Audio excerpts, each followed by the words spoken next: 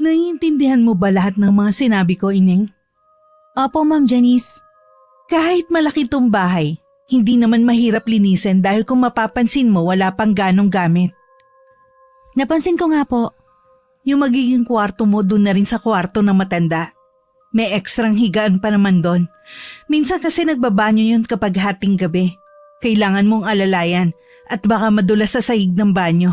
May katanungan ka ba bago ka magsimula sa trabaho mo? Wala naman po, Ma'am. Mamaya ka na pumasok sa kwarto ng matanda at tulog pa yon. Tulungan mo muna ako maghanda ng pagkain niya. Para sa susunod alam mo na. Halika. Elsa nga ba ang pangalan mo? Opo. Elsa, yung matandang aalagaan mo, nanay siya ng asawa ko na magpapasahod sa'yo. Pero kapag tulog yung matanda, maglinis at magluto ka rin para hindi sayang ang ipapasahod sa'yo, ha? Opo. Kaano-ano mo nga pala si Manang Tonya? Di ba kamo siya ang nagrekomenda sa'yo rito? Kapitbahay po siya ng ate ko. Ang totoo po niyan, ang kapatid ko po yung sinabihan niya. Kaya lang po umayaw po yung ate ko kasi po stay-in po pala ang trabaho.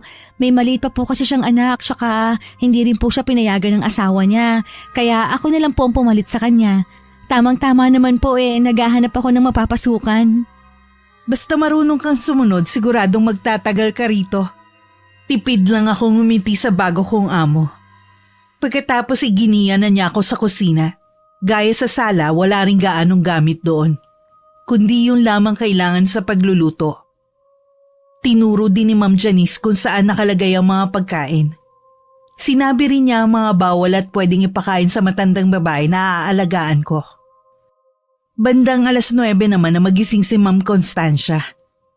Narinig namin kasing tumunog na ang bell sa kwarto nito. Ibig sabihin daw nun, gising na ang matandang babae. Sinamahan naman ako ni Ma'am Janice sa kwarto at ipinakilala sa biyanan niya.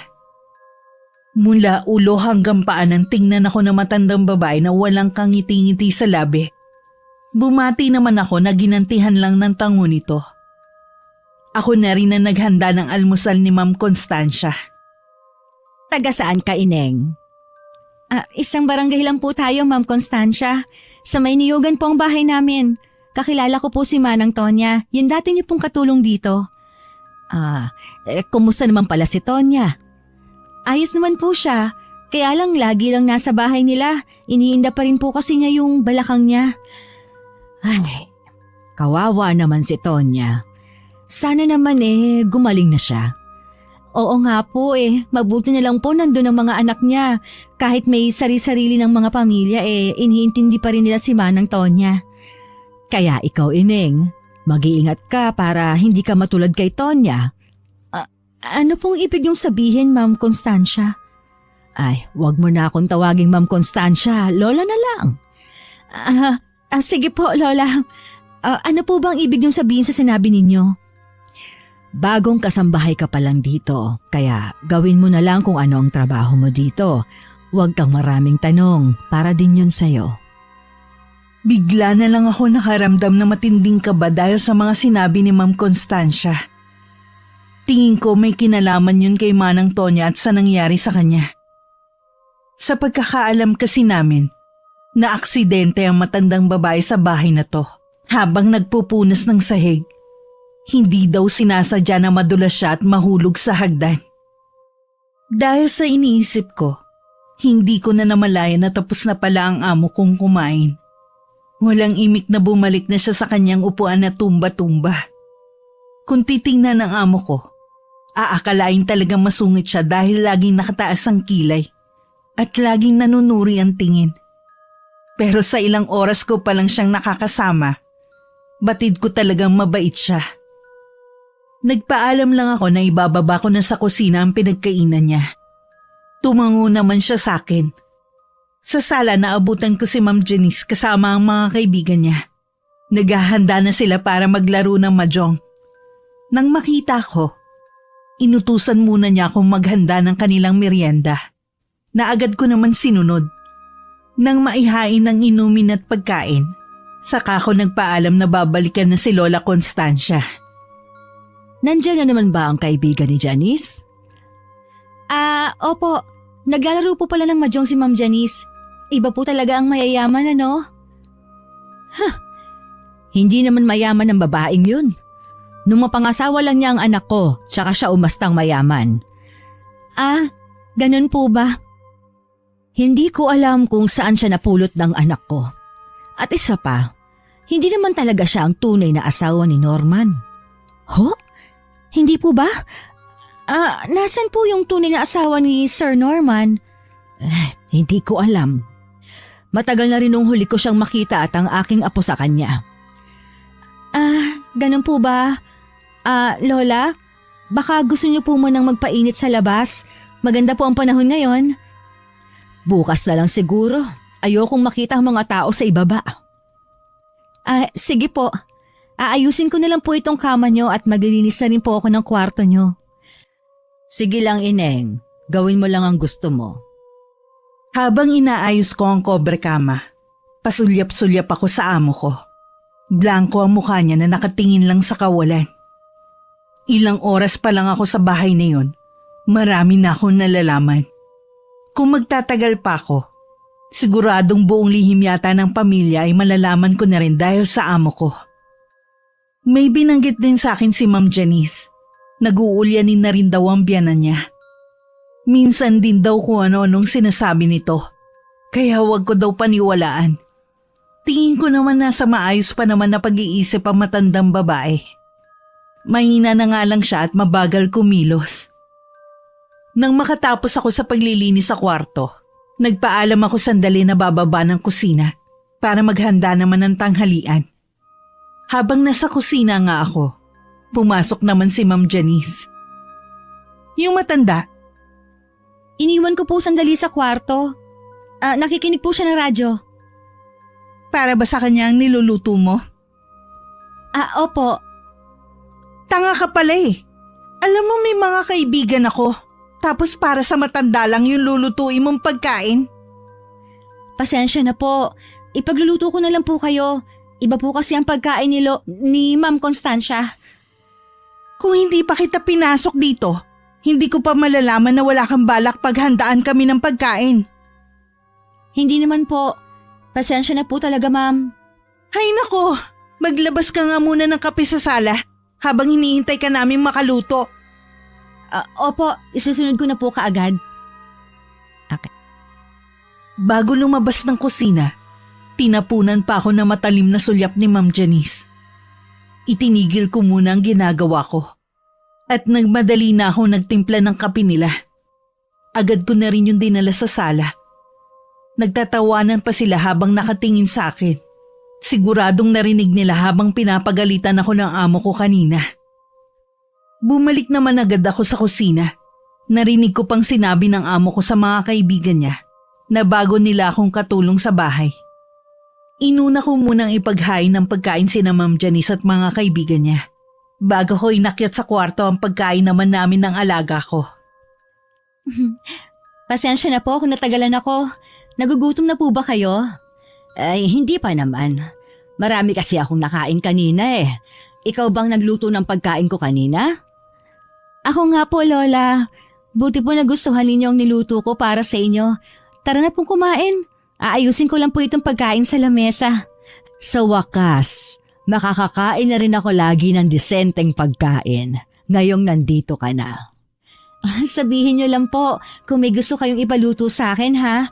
Ano po bang paborito ninyong ulam? Kahit ano, basta hindi mapanghi. Ho? Ano po bang ibig ninyong sabihin, Lola? Ay, kalimutan mo na lang ang sinabi ko. Ay, sige po. Kain na po tayo? Para tuloy biglang nawala ang gutom ko sa sinabi ng alaga ko. Naisip ko baka ito yung sinasabi ni Ma'am Janice na kung ano-ano minsan ang sinasabi nito. Magana naman siyang kumain at natutuwa ako. Napansin kong payat siya kaya nasabi ko na lang sa sarili ko na habang naroon ako puro masasarap ang ihahain ko sa kanya. Matuli na lumipas ang mga araw. Hindi ko na namalayan na 1 buwan na pala ako sa bahay na to.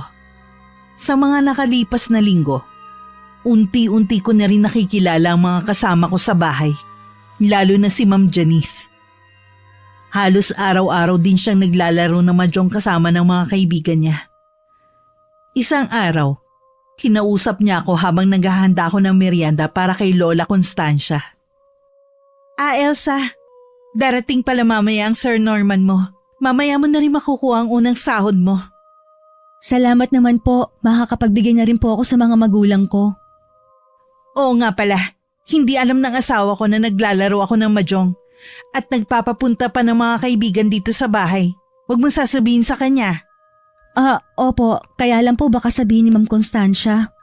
Hindi magsasalita ang matandang yun, sinabihan ko na rin siya. Opo, makakaasa po kayo na wala akong sasabihin kay sir. Mabuti naman, kapag ganyan kakabait at kamasunurin, magkakasundo tayo lagi. Tumatawa pa si Ma'am Janice nang iwan ako. Ako naman dinala ko na ang merienda sa labas ng bahay kung saan naroon si Lola Constancia. Nadatnan ko siyang pinapakain ng mga alaga niyang ibon. Inilapag ko lang ang tray ng pagkain sa lamesang naroon, bago siya nilapitan at niyayang kumain muna. Ako na lang ang nagpatuloy sa pagpapakain sa mga ibon para makapagmerienda na ang alaga ko. Napansin ko na matamlay ang 2 ibon sa kabilang hawla. Noong isang araw ko pa napapansin na matamlay ang 2 yan. Bakit po kaya? Ay, sa manugang ko talaga ang mga ibon na yan. Kay Ma'am Janice po ang mga ibon na ito? Bakit po ni minsan hindi ko po siya nakikitang lumalapit dito? Hindi si Janice ang tinutukoy ko. Yung po bang unang asawa ni Sir Norman ang tinutukoy ninyo? Wala nang iba. Mula nang umalis silang mag-ina sa bahay na ito, ako na ang nag-alaga sa mga ibon na yan. Siguro po mahal ang mga ganitong ibon. Ang kukulay eh. Oo, mahal nga ang ilan sa mga yan. Yung iba, galing pa ng ibang bansa.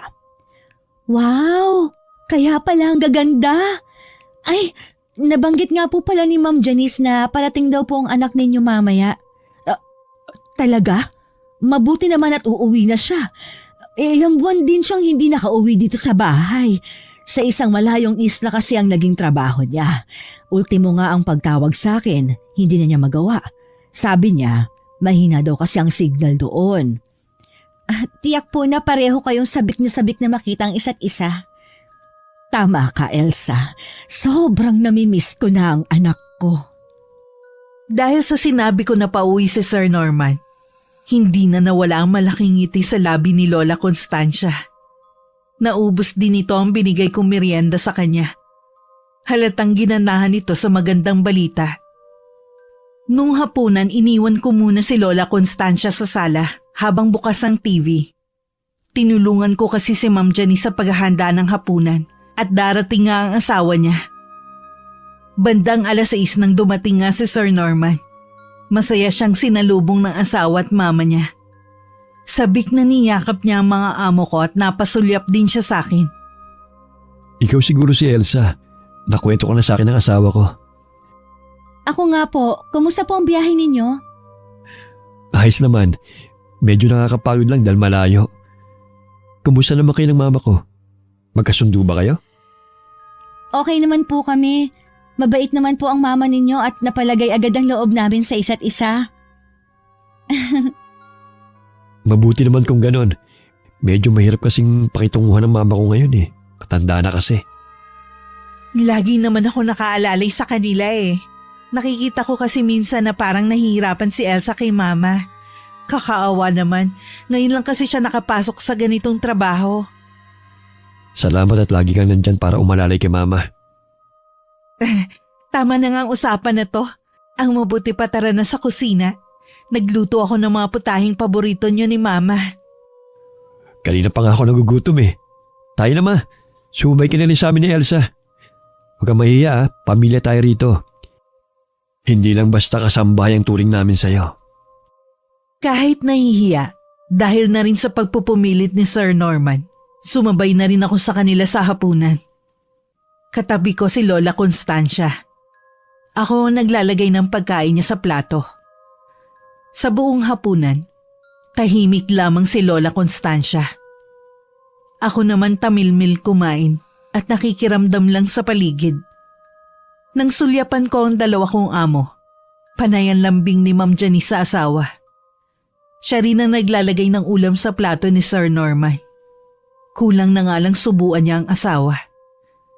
Nang matapos ang hapunan namin, ako na ang nagligpit ng pinagkainan namin. Si Lola Constancia naman, nagpaiwan sa kusina at nanood lang sa ginagawa ko. Pasensya na kayo, Lola, kung naghintay kayo ng matagal. Ayos lang ako, Ineng. Nalibang naman ako eh. Tara na po sa kwarto ninyo. Tutulungan ko na po kayo maglinis ng katawan nyo. Kailangan nyo na rin po uminom ng gamot. Sige, inaantok na nga rin ako ngayon eh. Tsak po na mapapasarap ang tulog ninyo dahil malamig. Umuulan na po kasi sa labas. Bukas ba uuwi ka sa inyo para magdala ng sahod mo? Oo, pero sandali lang naman po ako. Bilisan mo lang ha. Ayoko kasing maiwan dito mag-isa. Nandito naman po si Ma'am Janice. Hindi kayo nun pababayaan.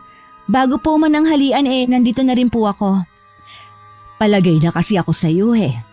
Para bang ayoko nang mawala ka sa paningin ko. Ay, salamat naman po at hindi na kayo naiilang sa akin. Huwag po kayo mag-alala. Babalik din po kaagad ako bukas. Ngumiti naman siya sa akin bago humawak sa braso ko. At naglakad na kami papuntang kwarto. Gaya ng inaasahan ko, napahimbing nga ng tulog si Lola Constancia. Kinabukasan tulog pa siya nang umalis ako. Nung gabi kasi bago ako matulog, naibigay na rin ang una kong sahod. Pinayagan naman ako ni Sir Norman na umalis na maaga. Bago ko umuwi sa amin, namili muna ako ng pasalubong sa mga magulang ko. Sa bahay na rin namin ako nag-almusal. Bago magtanghalian, nagpaalam na rin akong aalis. Pagdating sa bahay ng mga amo ko, pagpasok pa lang ng gate, narinig ko na ang malakas na palahaw ng iyak ni Lola Constancia. Agad akong napatakbo papasok ng bahay. Nadatnan kong sinasabunutan ni Ma'am Janice ang alaga ko. Tama na po! Huwag niyong saktan si Ma'am Constancia! Mabuti naman dumating ka na. Yang alaga mo nagkalat. Sukat ba naman dito pa sa sala umihi? Hindi ko naman sinasadya. Sa sobrang takot ko kasi napaihi ako. Kung kailan naman kasi tumanda ka, tsaka ka naging baboy, nakakadiri ka. Huwag na po kayo magalit sa kanya. Ako na lang po ang maglilinis ng sahig. Natural na ikaw ang maglilinis. Ikaw ang kasambahay dito. Alangan naman ako ang maglilinis. Ako ang amo dito. Sana naman po huwag na ninyong sigawan ng ganun si Lola Constancia. Baka po makarating to sa anak niya. Isipin minamaltrato ninyo ang mama niya. Bakit? Magsusumbong ka, ha? Ay, hindi po. Hindi naman pala mabuti pa ikulong mo na ang matandang yan sa kwarto niya. Bilisan mo na rin linisin ang kalat niyan at parating na ang mga kaibigan ko. Opo. Tara na po muna sa kwarto ninyo, Lola Constancia. Lihim na lang ako naiiling at hindi rin makapaniwala sa nadatnan ko. Si Lola Constancia naman ay panay pa rin ng iyak. Pagdating sa kwarto niya, agad ko na siyang nilinisan at binihisan ng bagong damit. Nung kalmado na siya, saka ko naman binalikan ng sala. Naabutan ko doon na nakapamewang si Ma'am Janice at galit na naghihintay sa akin.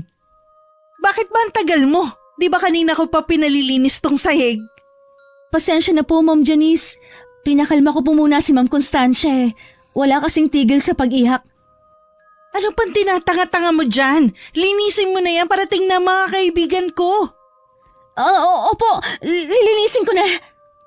Ang bagal talaga. Kinuha ko na ang basahan at balde na may lamang tubig at sabon. Minadali ko na ang paglilinis ng sahig dahil nakikita kong parang sinisilihan na ang amo ko. Pabalik-balik ang kanyang lakad at halata na kabado siya. Sakto naman natapos ako saka nagdatingan ng mga kaibigan niya. Inutusan pa niya akong maghanda ng pagkain para sa kanila. Mabilis naman akong tumalima para hindi na ako mapagalitan. Nang wala nang iuutos ang amo ko, tsaka ako naman dinalhan ng pagkain si Lola Constancia. Nagulat ako nang mapansin na tila gutom na gutom siya. Lola? Hindi po ba kayo nag-almusal kanina? Kapag kami lang ni Janice ang naiiwan dito, hindi niya talaga ako pinapakain. Ang tamad ng babaeng yon para asikasuhin ako. Anong oras po ba umalis si Sir Norman? Maagang umalis kanina ang anak ko. Baka lingguhan na naman ang uwi niya. Okay na rin yun, kaysa ilang buwan bago siya umuwi. Lola, matagal na po bang hindi maganda ang trato sa inyo ni Ma'am Janice? Oo, mabait lang siya kapag kaharap ang anak ko. Minsan, sinasadya ko na lang na parang nag-uulyanin para wala siyang masamang gawin sa akin. Masama na nga po ang ginagawa niya sa inyo eh. Ang ibig kong sabihin, mas malala pa doon. Katulad ng nangyari kay Tonya. Ano po ang ibig niyong sabihin? Ay, nakita kong itinulak niya si Tonya sa hagdan. Gusto na kasi ng pobre na magsumbong sa anak ko sa mga hindi niya magandang ginagawa dito sa bahay. Bakit po hindi nagsumbong si Manang Tonya sa ginawa sa kanya? Tinakot siya ng babaeng yon. Kaya nga kapag tayo lang dalawa, tsaka ako maayos kausap. Kasi gusto kong isipin niya na may sakit na ako dahil sa katandaan. Dapat po malaman to ni Sir Norman. Hindi tama ang ginagawa niya. Wag! Baka kung ano ang gawin niya sa atin. Kasasabi ko lang sa'yo kung ano ang ginawa niya kay Tonya. Pero makinig ka na lang sa akin. Iniisip ko din kasi ang anak kong si Norman. Sige po, kayo po ang bahala. Napahinga na lang ako ng malalim. Hindi ko na rin kinontra ang kagustuhan ni Lola Constancia. Ang pagmamalupit ni Ma'am Janice ay nasundan pa at nagpaulit-ulit na lang. Minsan sinasaktan niya ako ng walang dahilan. Bakit po, ma'am? Anong bakit? Nagtatanong ka pa? Dahil sa'yo minalas ako. Natalo ko sa laro namin ng mga kaibigan ko. Wala naman po akong ginagawa. Yun nga eh. Wala ka nang ginawa kundi tumunga nga lang dito sa bahay. Imbis na maglinis ka, puro yung matanda na lang yung iniintindi mo. Yun naman po kasi ang trabaho ko dito, hindi ba? Unahin ko po si Ma'am Constancia bago ang ibang gawain dito sa bahay. Nangangatwiran ka pa, ha? Ginagalit mo talaga akong babae ka eh. Dahil sa'yo, imbis na buhay reyna ako dito sa bahay, ako pang gumagawa ng mga gawain mo. Kaya ako minamalas kasi pagod na ako bago magsimula ang laro namin. Pasensya na po kung sa tingin ninyo ako ang nagbibigay ng kamalasan sa inyo. Puro pasensya na lang ang naririnig ko sa'yo. Umalis ka na nga dito sa harapan ko. Alumpit pa akong lumayo habang umiiyak. Nagtungo na lang ako sa kwarto namin ni Lola Constancia. Wala akong magawa kundi umiyak sa kandungan ng matandang babae. Agad naman itong naunawaan ang nangyari. Hinagod-hagod pa niya ang likod ko. Nang mga sumunod na araw, maaga na lang akong gumigising para maglinis habang tulog pa si Lola Constancia. Iniiwasan ko na kasing magalit at saktan ako ni Ma'am Janice. Sa mga araw na lumilipas, wala pa rin kamalay-malay si Sir Norman sa nangyayari sa loob ng bahay niya. Minsan umuwi siya at nagtanong sa akin. Okay ka lang ba, Elsa? Po? Okay naman po. Bakit niyo po naitanong? Para kasing matamlay ka. May sakit ka ba? Wala po. Napuyat lang po ako kagabi. Siguro gawa ni Mama. Pasensya ka na kung nahihirapan ka sa kanya, ha? Nag-iisip na nga ako kung kukuha pa ako ng isa pang kasambahay, eh. Baka kasi matagalan o hindi na makabalik si Tonya dito sa bahay. Wala naman pong problema sa mama ninyo. Mabait po siyang alagaan. Sigurado ka? Baka naman pinagtatakpan mo lang si Mama. Nagsumbong kasi sa akin ng Ma'am Janice mo. Madalas daw na sinusumpong si Mama. Minsan nga daw sinasaktan ka na. Kaya ba may pasa ka? Nako, hindi po totoo yan. Ito pong pasako po, nakuha ko po nung bumangga sa pader. Hindi po talaga nananakit ang mama ninyo. Ngayon ko lang napatunayan kung gaano ka kabait. Talagang pinagtatanggol mo pa si Mama. Huwag niyo po sanang pagagalitan ng mama ninyo. Nakikiusap po ako sa inyo. O sige, pero sana wag mo nga hayaan na saktan ka niya. Hindi kasama sa sweldo mong pananakit niya. Hindi porket matanda na siya at nag-uulyanin palalampasin ko na mga ginagawa niya. Magsumbong ka lang sa akin kapag inulit pa niya yon, ha? Dahil hindi ko alam ang isasagot kay Sir Norman, napilitan na lang akong tumango sa kanya.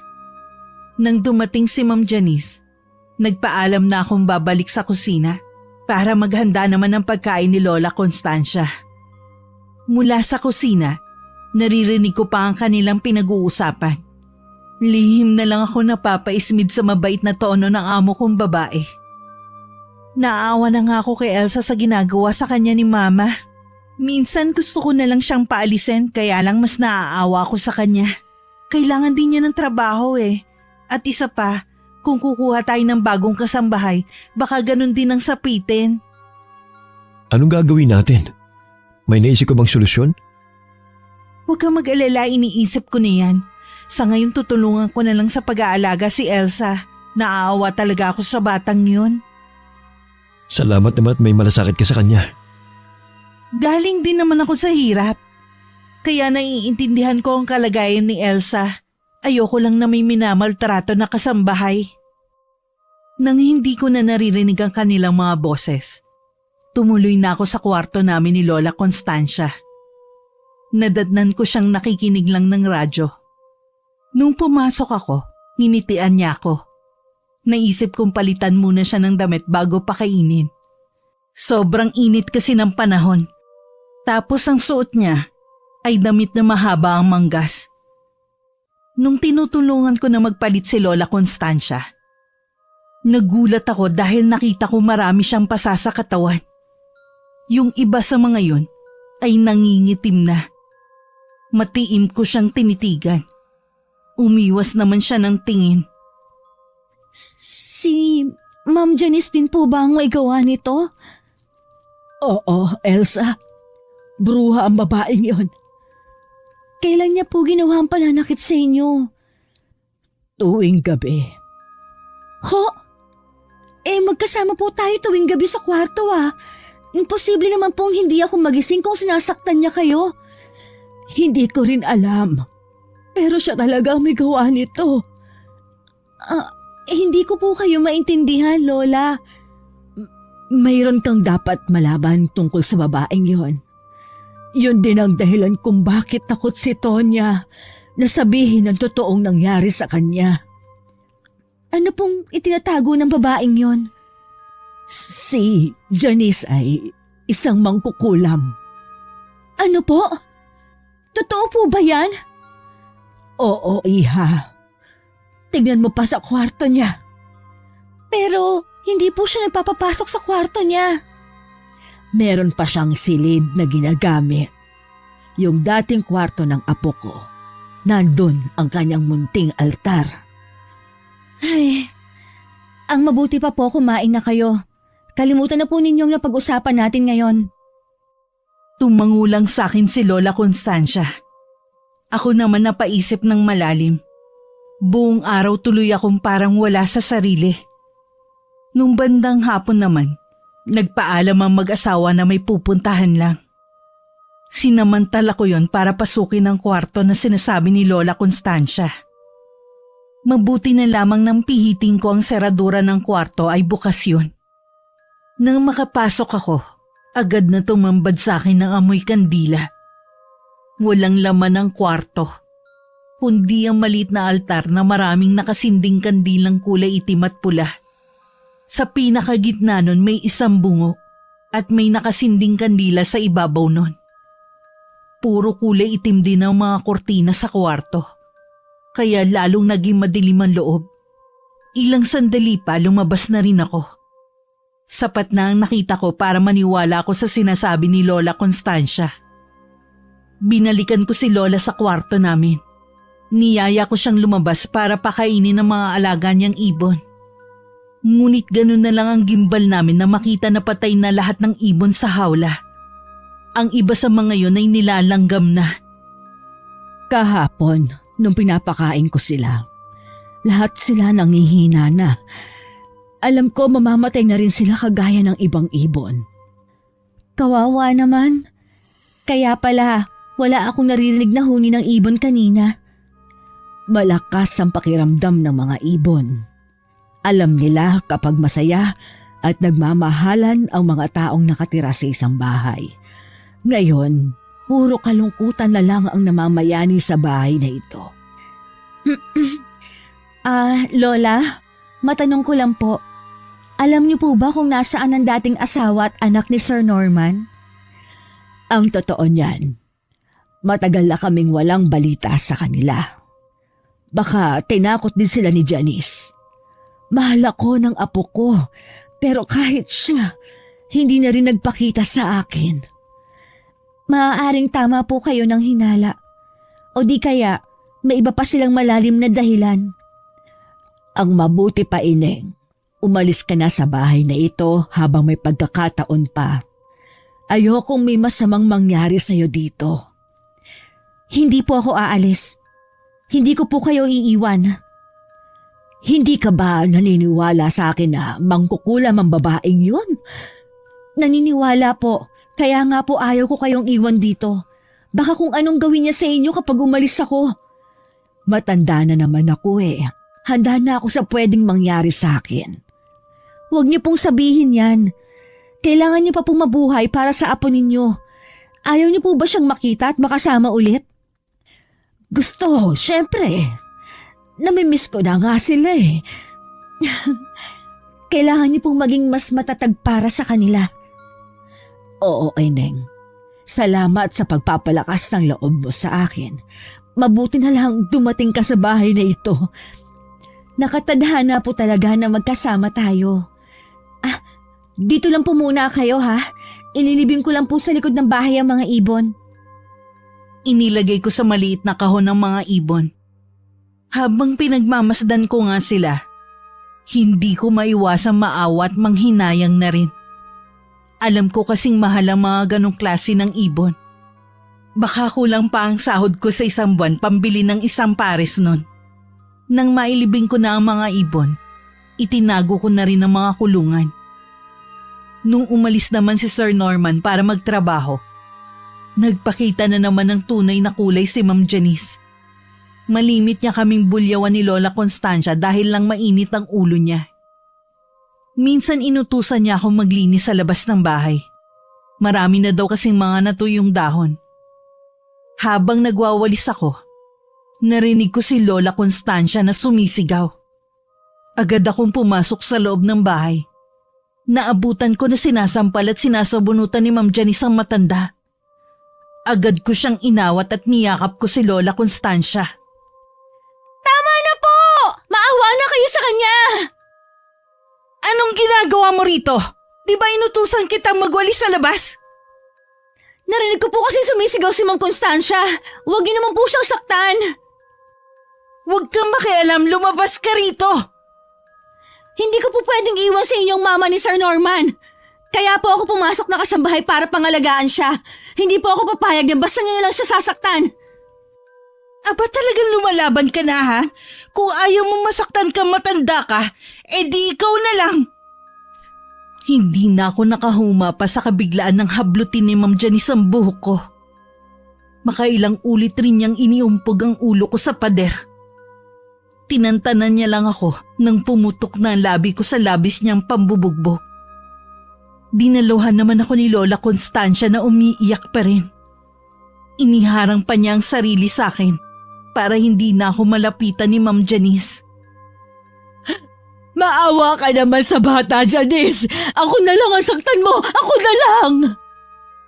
Pareho kayo malilintikan sa akin. Kaya huwag mo nang ipagtanggol ang babaeng yan. Itong itanim mo sa kukote mo, tanda. Ako na ang bagong reyna sa bahay na to. Maliwanag ba? Alam mo sa sarili mo na hindi ikaw ang tunay na reyna sa bahay na ito. Inagaw mo lang yan sa tunay na asawa ng anak ko.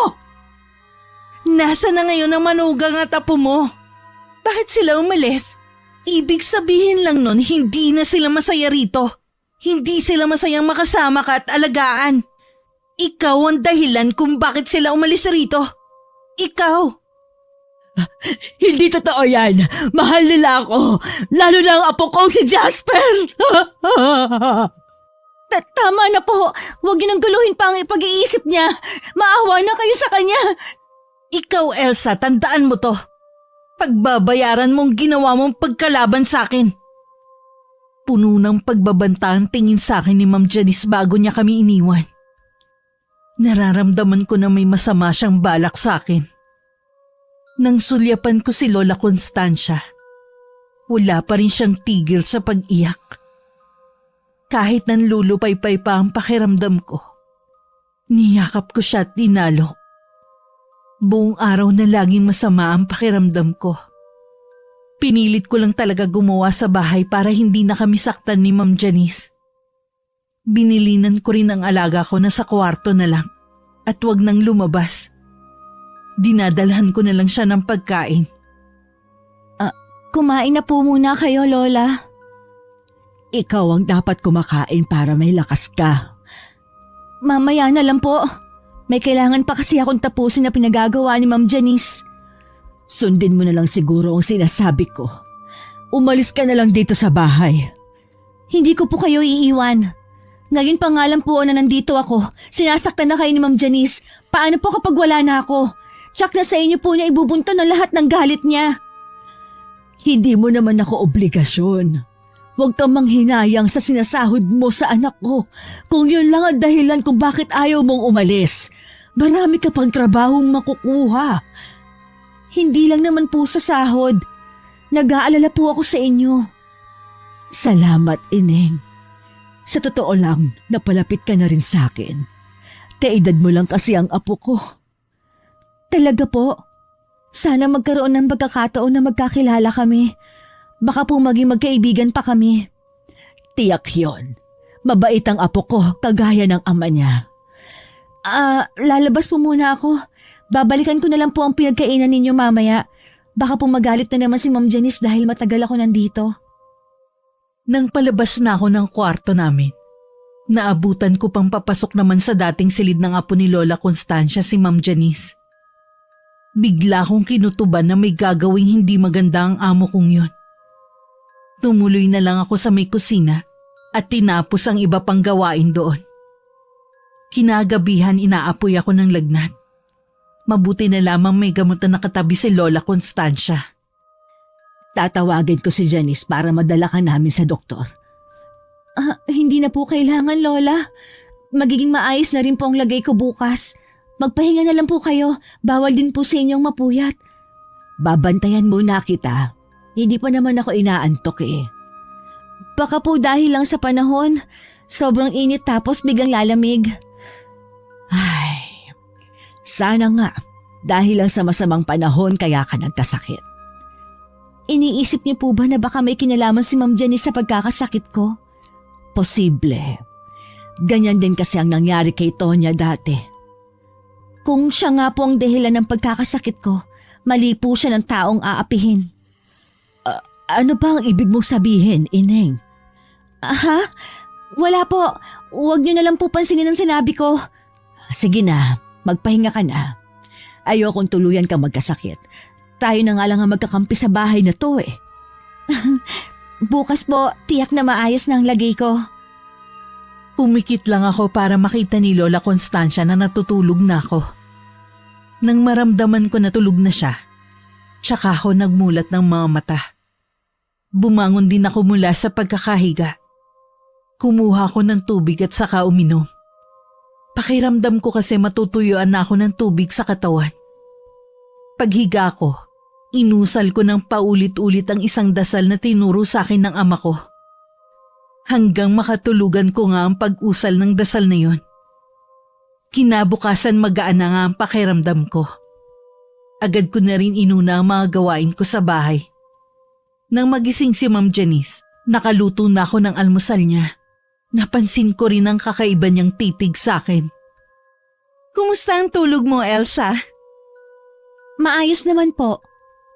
Mukha nga eh. Kasi maaga ka nagising ngayon. Ang alaga mo gising na ba? Hindi ko po alam. Pero tignan ko po ngayon para madalahan ko na rin siya ng almusal. Elsa, uuwi nga pala ang Sir Norman mo mamaya. Binabalaan kita. Huwag na huwag kang magsusumbong ko ayaw mong malintikan sa akin. Opo. Sige na, puntahan mo na ang alaga mo. Tungo ang ulo ko na tumalikod at naglakad palayo. Hindi ko maiwasan na makaramdam ng pangingit-ngit sa dibdib ko.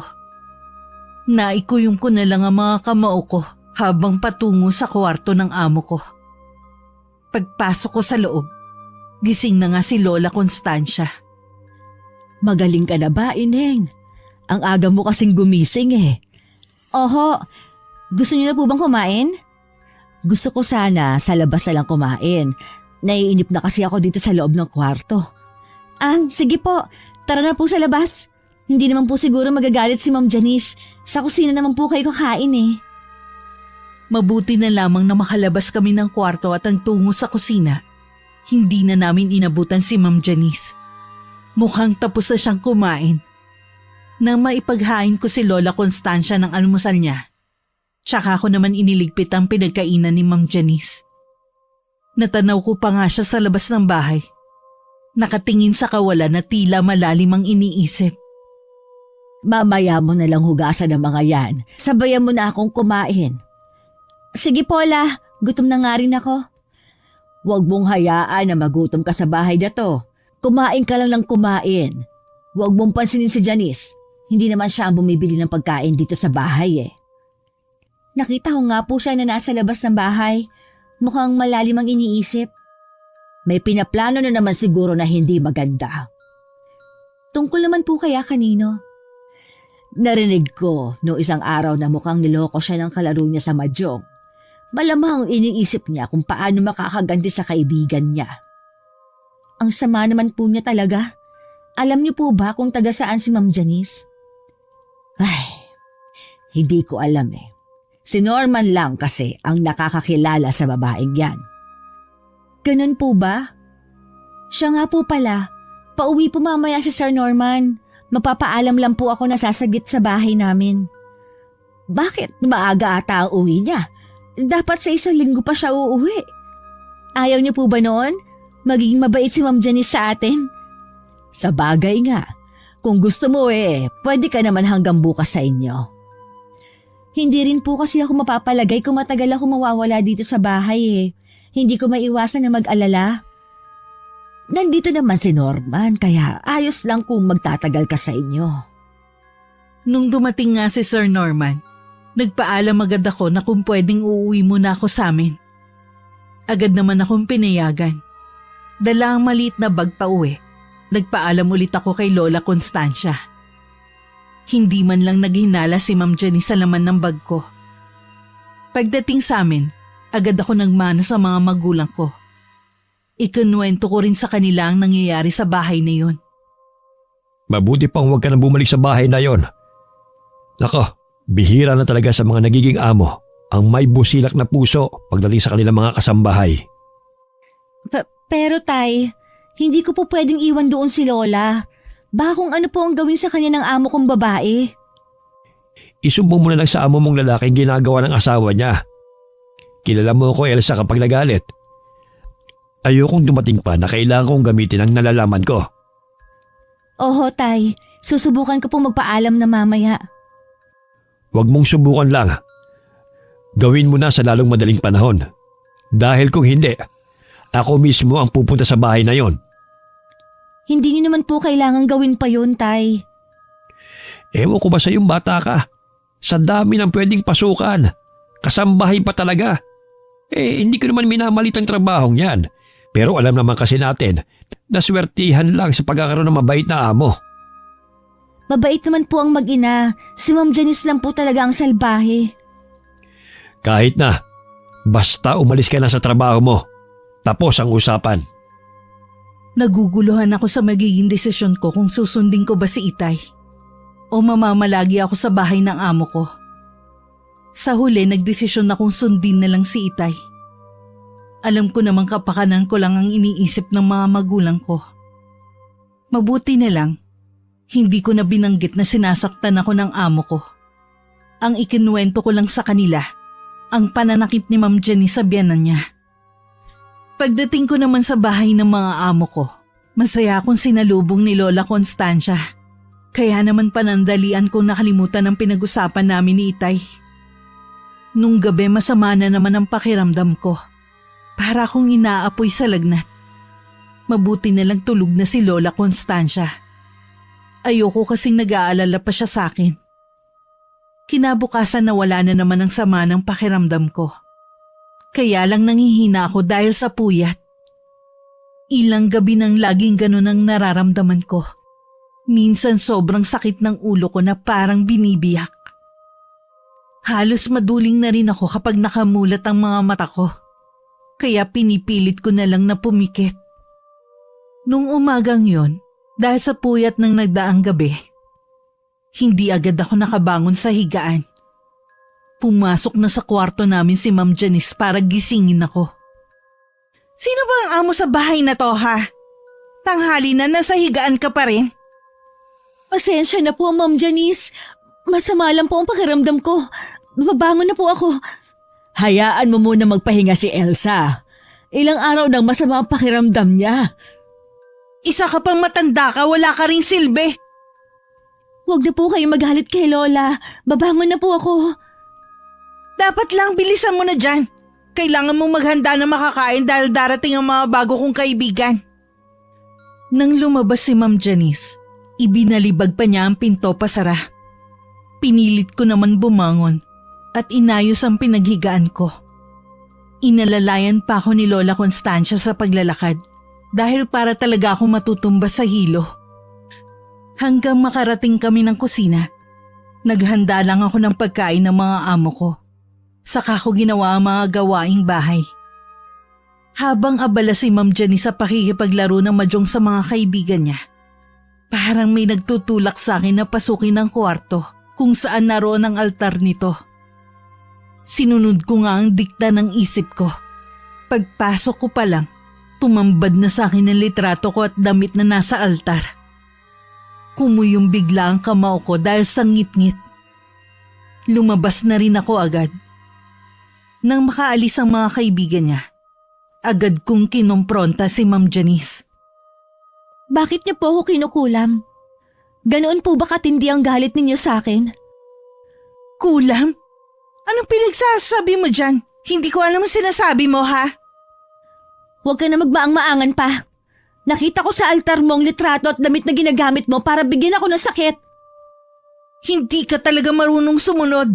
Di ba sinabi kong bawal pasukin ang kwarto na yon? Huli na para itago mo pa ang laman ng kwarto na yon, kaya umamin ka na. Wala kong aaminin na kahit ano sa'yo. Ayaw mong umamin, ha? Sige, makakarating kay Sir Norman ang pagmamaltrato mo sa mama niya. Tignan ko lang kung hindi ka niya palayasin sa bahay na to. Tumahimik kang babae ka. Ikaw ang lumayas sa bahay na to. Hindi ako aalis hanggat hindi nalalaman ni Sir Norman ang mga ginagawa mo. Subukan mo lang magsumbong, Elsa. Sinisiguro ko sa'yo na pagsisisihan mo habang buhay ang pagtatrabaho mo dito bilang kasambahay. Huwag mo akong tinatakot. Dapat ikaw ang matakot ngayon pa lang. Sa tingin mo kapag nagsumbong ka sa asawa ko, maniniwala siya sa'yo? Sa akin lang siya maniniwala. Hindi sa mama niya at lalong hindi sa ibang tao. May ginawa ka rin ba kay Sir Norman? Wala akong masamang ginawa sa kanya. Pinaibig ko lang siya sa akin. Ginayuma mo siya para makuha sa totoo niyang pamilya. Ang sama mo! Kung ako sa'yo, umalis ka na sa bahay na to bago pa kita kalad ka rin. Bago ako umalis, kakausapin ko muna si Sir Norman.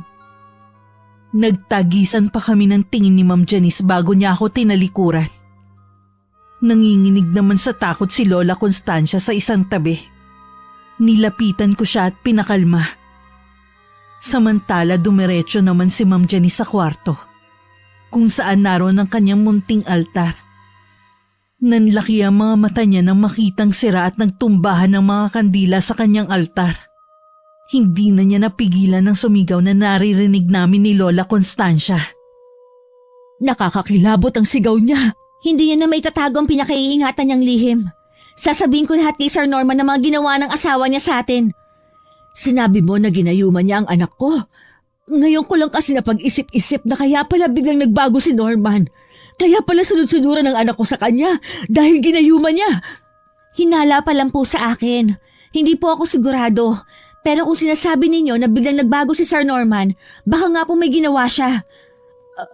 Anong gagawin natin ngayon, Elsa? Hihintayin po natin si Sir Norman. Sana nga po dumating na siya kaagad. Nung gabi matinding pananakit na naman ng ulo ang nararanasan ko. Inaapoy ako ng lagnat.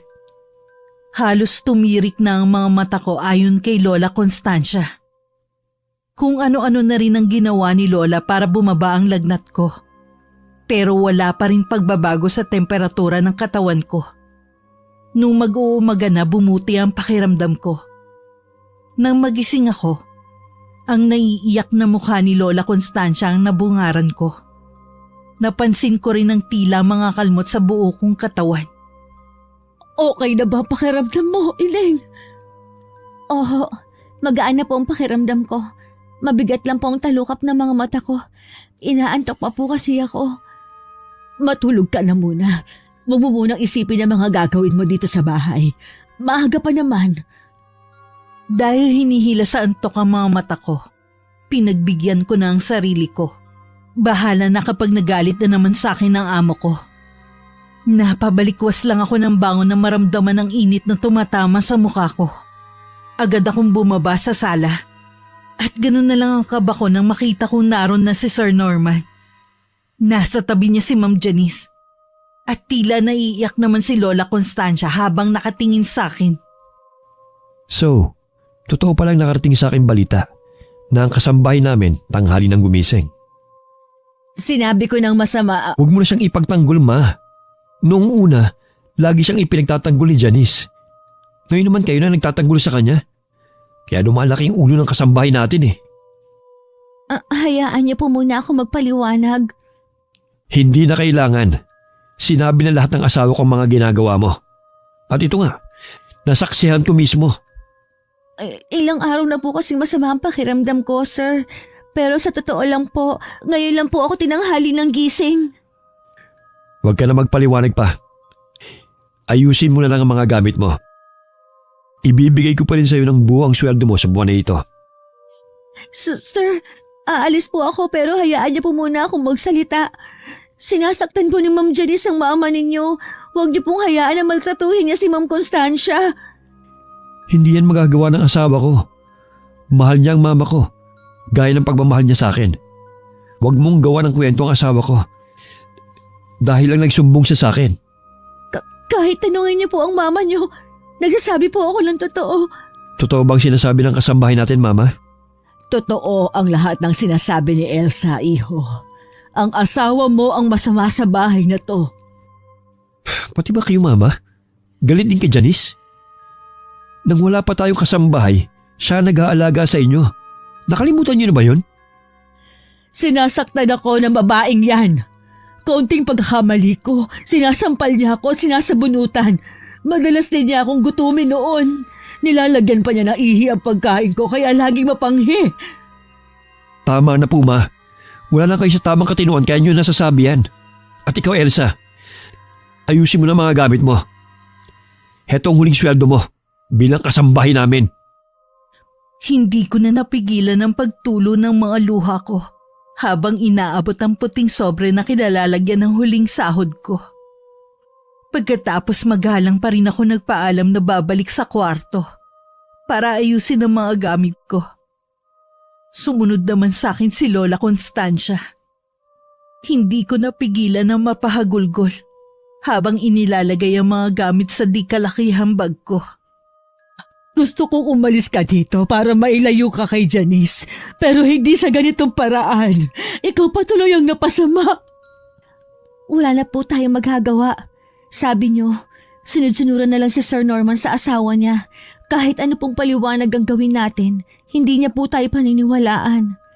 Kapag umuwi ka sa inyo, huwag mo akong kalilimutan, ha? Dalawin mo pa rin ako dito.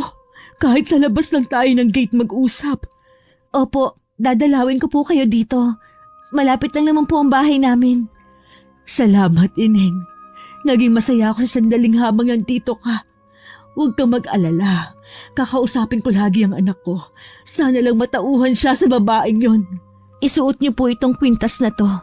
Kahit wala na po ako dito, poprotektahan kayo niyan laban sa babaeng yon. Kwintas? Sige, Ineng. Iingatan ko ito. Bumuhos muli ang mga luha namin ni Lola Constancia nang umalis na ako sa bahay nila. Hindi ko nakita ang mag-asawa sa paligid, pero ramdam ko ang presensya ni Ma'am Janice. Alam kong nakamasid siya sa amin. Nung umuwi ako sa bahay, hindi ko na nakayanan ng lahat.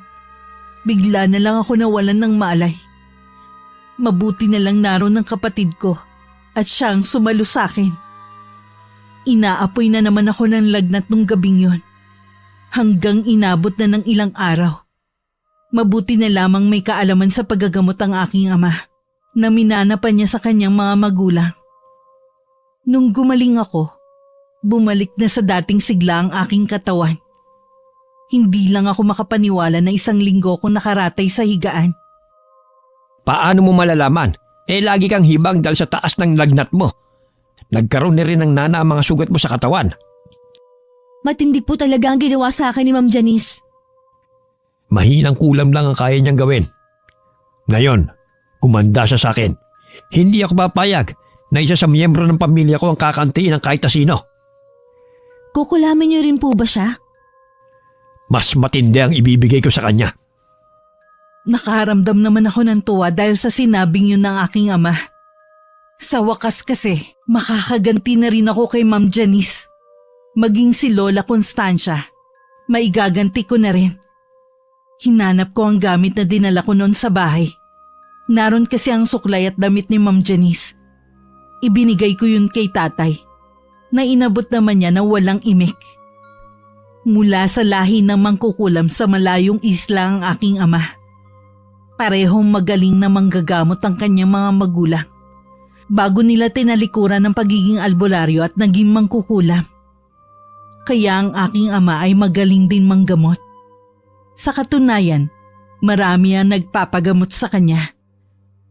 Tanging ang buong pamilya lamang namin ang nakakaalam sa iniingatan niyang lihim. Sa tagal na naming naninirahan sa lugar na yon, 1 beses pa lang na meron siyang kukulamin na isang taong may alam din sa kulam. Samantala lumilipad naman ang isip ko sa bahay kung saan ako nagtrabaho bilang kasambahay. Labis ako nag-aalala kay Lola Constancia ng mga sandaling yon. Ramdam ko na may masama na naman nangyayari sa kanya ng mga oras na yun. Bakit hindi ka lumalabas ang kwarto mo? Kanina pa kita tinatawag, matanda ka. Hayaan mo na lang ako dito. Nananahimik ako dito. Ayaw kitang makita. Aba, lumalaban ka na ngayon. Sino nagturo sa'yo na sumagot sa akin? Si Elsa ba, ha? Wala nang babaeng yun. Baka inuuod na nga ang katawan niya sa lupa.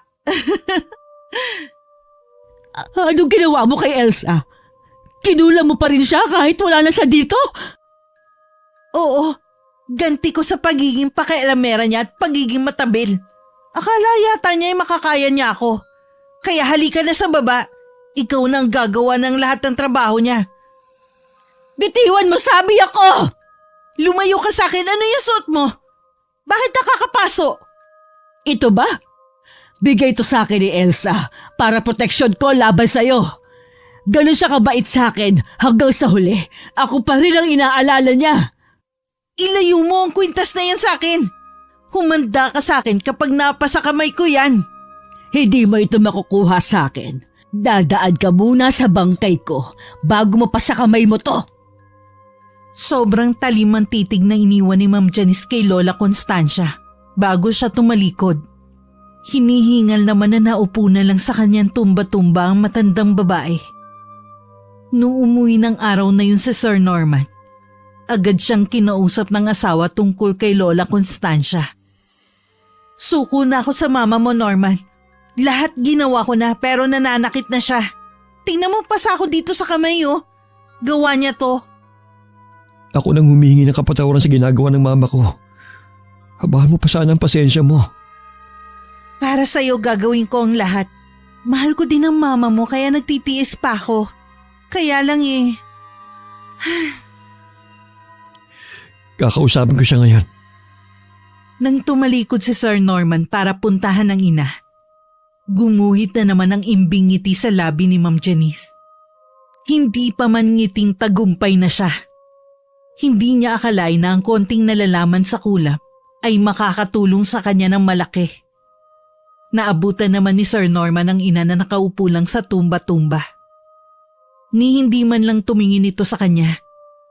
Alam kasi ni Sir Norman na hanggang ng mga oras na yon ay galit pa rin sa kanya ang matandang babae dahil sa pagpapalaya sa akin sa bahay na yon. Mama, bakit po hindi kayo lumalabas ng kwarto nyo? Lagi na lang kayo nagkukulong dito. Pabayaan mo na lang ako sa gusto kong gawin. Total, hindi naman ako mahalaga sa'yo. Hindi po yan totoo. Mahalaga po kayo sa akin. Hindi ko alam kung ano ang pinakain sa'yo ng babaeng yan. Kinalimutan mo ang lahat, pati ang mag-ina mo na tunay mong pamilya. Sila po ang kusang umalis. Dahil sa babaeng yan, mas pinili mo siya kaysa sa sarili mong pamilya. Hindi ko rin po alam kung bakit nangyari ang lahat ng ito. Basta alam ko lang, mahal ko si Janice. Magising ka na sana sa katotohanan, Norman. Hindi pa naman huli ang lahat. Hanapin mo ang mag-ina mo at saka mo ibalik dito. Hindi ko po alam kung magandang ideya yan. Baka magalit si Janice. Ang babae na namang yon. Lagi mo na lang sinisigit ang pangalan ng babaeng yon sa usapan natin. Teka lang po ma, hindi po ba kayo nainitan dito sa kwarto nyo? Hindi naman. Tsaka wag mong baguhin ang pinag-uusapan natin. Tsaka na lang po tayo mag-usap. Naalala ko may gagawin pa pala ako. Yung kwintas nyo, hindi yan maganda. Itapon nyo na lang yan. Ibinigay to sa akin ni Elsa. Kaya pala, itapon nyo na lang yan. Ibibili ko na lang kayo ng mas maganda pa dyan. Ayoko! Sa akin lang ito. Hindi ko ito tatapon. Kayo po ang bahala. Lalabas po muna ako. Naiiling na lang si Lola Constancia habang nakasunod ng tingin sa anak. Napahawak pa siya sa kwintas na bigay ko. Mula nang makita ni Sir Norman ang kwintas na suot ni Lola Constancia, naging balisa na siya. Kahit sa hapunan halata ang pananahimik niya na ipinagtaka ni Ma'am Janice. Nang tanungin naman niya ang asawa, umiiling-iling lang si Sir Norman. Nung gabi habang mahimbing nang natutulog sa tabi ang asawa, dahan-dahan bumangon si Ma'am Janice at nagtungo sa silid kung saan niya isinasagawa ang ritual sa pangungulap. Kinuha niya ang nakatagong botelya na may lamang langis. Hindi yun pangkaraniwan. Kailangan niya muli yun ipatak sa inumin ng kanyang asawa. Mukha kasing nawawala na ang bisa ng gayuman niya rito. Kinabukasan siniguro ni Ma'am Janice na maaga siyang magigising para makapaghanda ng almusal nila. Nang pumasok si Sir Norman sa kusina, nakahanda na ang ngiti niya para rito. Maupo ka na dito. Ipinagtimpla na kita ng kape. Salamat. Puro paborito ko itong niluto mo ah. Ang mama pala. Baka tulog pa. Hindi pa niya pinapatunog ang bell niya sa kwarto eh. Baka dalhan ko na lang siya mamaya ng pagkain. Sige, mauna na tayong kumain. Maga kasi ako aalis eh. Siya nga pala. Uwian na ako ngayon. Ha? Uwian ka na? Oo. Bakit parang hindi ka natutuwa? Hindi naman. Nasanay na kasi ko na lingguhan ka umuwi dito sa bahay natin eh. Mabuti na rin yun para magkatulong natin maalagaan si mama. Sa bagay nga, medyo nahihirapan na rin kasi akong intindihin ng mama mo. Naisip ko nga na kumuha kaya tayo ulit ng bagong kasambahay. Ha? Tingin ko wag na muna siguro. Meron kasi akong magandang naisip na solusyon natin sa mama mo. Ano yun? Di ba merong bahay kalinga para sa mga matatanda? Naisip ko kasi baka pwedeng doon na lang natin dalhin ng mama mo. Anong klaseng solusyon yan? Para namang sinabi mo na abandonahin ko na ang mama ko. Hindi yun ang ibig kong sabihin. Ang sakin lang kung papayag ka. Mas maaalagaan kasi doon ng mama mo. Pero kung ayaw mo, okay lang naman tayo na lang ang mag-alaga sa kanya. Ayoko talaga. Huwag mo na ulit sasabihin yan. Oo, hindi na. Kalimutan mo na lang na sinabi ko yun. Kumain na tayo. Di ba maaga kang aalis? Natuwa lang si Ma'am Janice nang makita niyang ininom na ng asawa ang kaping tinimpla niya. Ilang sandali lang, malambing na ulit sa kanya ito. Bago umalis, humalik pa ang asawa niya sa kanya. Pagbalik sa loob ng kusina, naroon na si Lola Constancia. Oh, bakit? Gutom ka na? Magluto ka na sarili mong pagkain. Kaya ko naman magluto eh. Siguraduhin mo lang na hindi ka magkakalat. Aray! Bakit? Anong nangyari sa'yo? Biglang sumakit ang sikmura ko. Parang may sumuntok. Baka nasobrahan ka lang ng pagkain. Anong kinalaman ng pagkain ko? Ay ewan, ikaw na ang magligpit ng mga yan. Magpapahinga lang ako. Sapo pa ni Ma'am Janice ang tiyan habang naglalakad papunta sa kwarto niya. Hirap din siyang makahinga. Kaya minabuti niyang ipahinga na lang ang biglang pagsama ng pakiramdam. Hindi na rin natuloy ang laro nila ng mahjong ng mga kaibigan ng araw na yun. Buong maghapon na hindi lumabas ng kwarto si Ma'am Janice dahil pakiramdam niya labis siyang nanghihina. May kakaiba siyang nararamdaman ng mga sandaling yun na hindi niya maipaliwanag. Nang dumating si Sir Norman, agad siyang pinuntahan sa kwarto. Masama daw ang pakiramdam mo. Oo hindi ko alam kung bakit. Gusto mo bang dalhin kita sa doktor? Hindi na. Gaganda rin ang pakiramdam ko. Ipapahinga ko lang to. Dadalhan na lang kita ng pagkain mo. Wag na, wala rin akong ganang kumain. Itutulog ko na lang ang hapunan. Matapos siyang tingnan na nag-aalalang si Sir Norman, lumabas na rin ito ng kanilang kwarto. Mula nga ng araw na yun, hindi na muling nakalabas ng kwarto si Ma'am Janice. Ultimo sikat ng araw kinaiirita niya. Kaya naman laging madilim ang kwarto. Patuloy rin ang panghihina ng kanyang katawan na hindi niya maunawaan. Batid niyang may nangyayari sa loob ng katawan niya. Hindi lang niya matukoy kung ano. Tuwing hapon lagi rin siyang nilalagnat. Sobrang sakit din ng kanyang ulo na kulang na lang iuntog niya yun sa pader. Marami ring butlig na tumubo sa kanyang balat na kalaunan ay naging mga sugat. Minsan pinuntahan siya ni Lola Constancia. Anong ginagawa mo dito, tanda? Gusto lang kitang kumustahin. Dinalan kita ng gatas. Huwag ka na nga magbait-baitan sa akin. Alam kong natutuwa ka sa nangyayari sa akin. Kailanman, hindi ko ikinatuwa ang pagkakasakit ng kapwa ko. Tingin mo may sakit ako? Oo naman. Bakit hindi ka magpadala sa ospital? Hindi doktor ang kailangan ko. Walang makakatulong sa akin. Tumawag ka lang kapag may kailangan ka. Iiwan ko tong bell na gamit ko dito. Nang makalabas ng kwartong yun si Lola Constancia, impit na lang na napaiyak si Ma'am Janice. Tila alam na kasi niya ang tunay na nangyayari sa kanya. Piping hiling niya na sana mali siya ng hinala. Habang tumatagal, palala ng palala ang nangyayari kay Ma'am Janice. Dahil sa mga sugat sa katawan, napapaligiran na rin siya ng mga langaw. Kinailangan na rin niyang gumamit ng kulambo para hindi makadapo sa mga sugat niya ang mga ito. Hindi na rin tumatabi sa kanya si Sir Norman dahil sa masangsang na amoy na nanggagaling sa mga sugat niya. Minsan kinausap ni Lola Constancia ang anak tungkol sa kalagayan ng asawa nito. Bakit hindi mo dalhin sa ospital ang asawa mo? Kahit anong pilit ko po Kahit anong pilit ko, ayaw niya talaga magpadala. Mas gugustuhin pa daw niyang mamatay. Baka nga tama ang kutob ko. Na ano, Mama? Nakahanap na rin ng katapat ang asawa mo. Tingin ko kinukulam si Janice. Kulam? Kung ganun, kailangan nating humanap ng albularyo. Hindi ganun kadali yon. Anong ibig niyo sabihin? Isa rin siyang mangkukulam.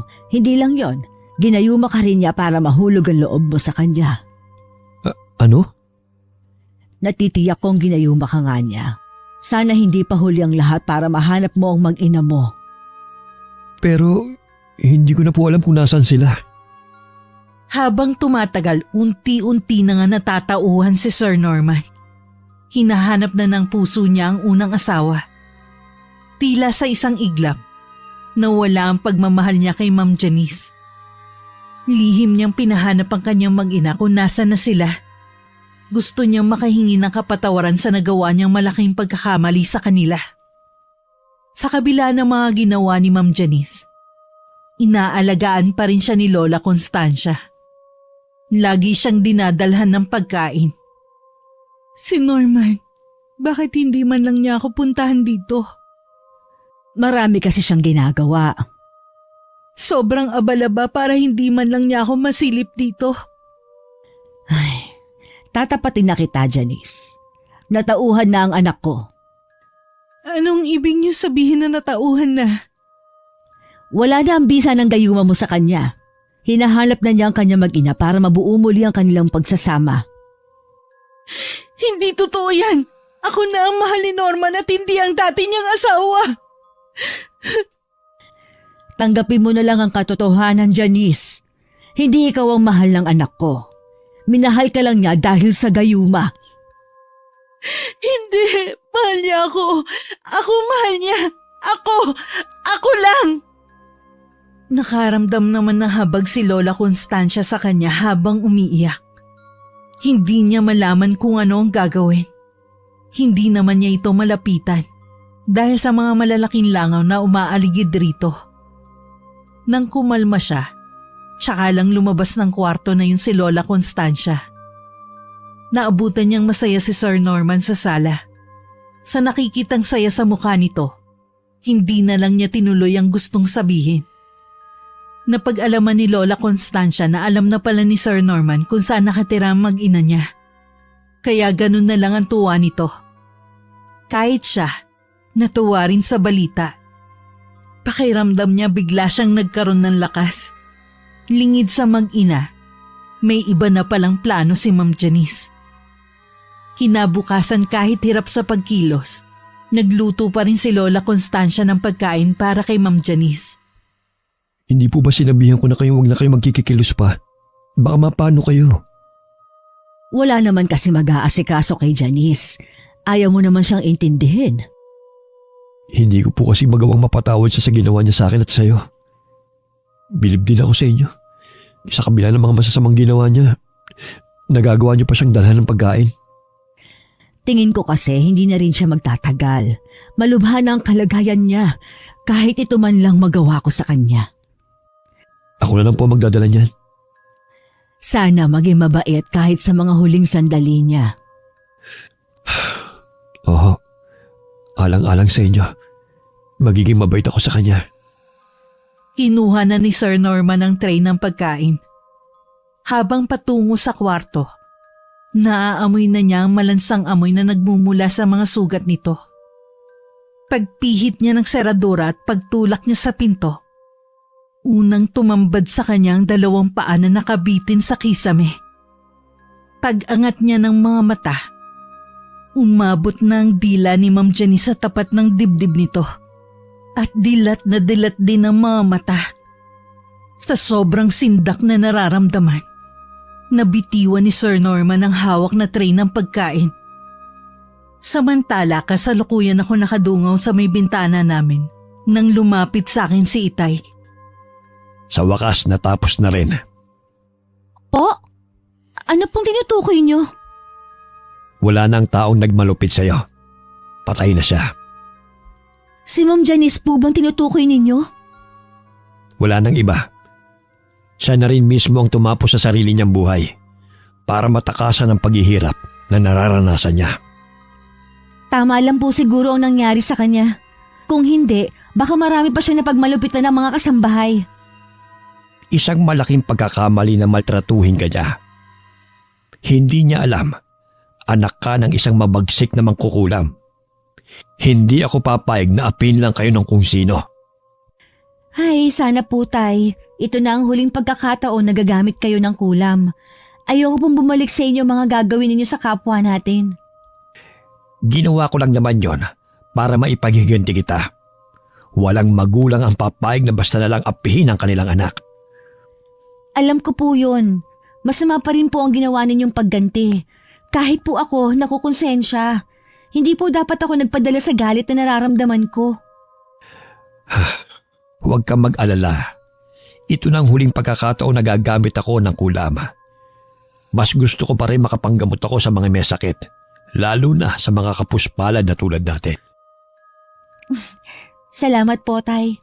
Mas gusto ko po kayong nakikita na nanggagamot kaysa mangulam. Nang sumunod na araw, binisita ko ang bahay kung saan ako nagtrabaho bilang kasambahay. Saradong-sarado na yon. Sabi nung napagtanungan ko, umalis na raw ang mag-ina ron. Balak na rin daw ibenta ang bahay. Nakaabot din sa akin ang balita na nahanap na ang mag-ina ni Sir Norman at kasalukuyan silang magkakasama. Hindi man kami muli nagkita ni Lola Constancia. Nasan man siya ngayon, alam kong masaya na siya na buo ulit ang pamilya niya. Sa kasalukuyan naghahanap na lang ako ng bagong mapapasukan. Hindi na nga lang kasambahay, kundi isang cashier sa isang malaking tindahan sa bayan. Sa kabila ng nananalaytay sa ugat ko ang pagiging mangkukulam, pinili ko pa rin na maging mabuting tao. Mas lalo ko pang hinabaan ang pasensya ko sa lahat ng taong nakakasalamuha ko. Alam ko kasi na hindi lahat ng makikilala ko ay mabubuting tao. Ayoko kasing dumating ang oras. Nagaganti ako sa pamamagitan ng kulam. Wakas. Naiintindihan mo ba lahat ng mga sinabi ko, Ineng?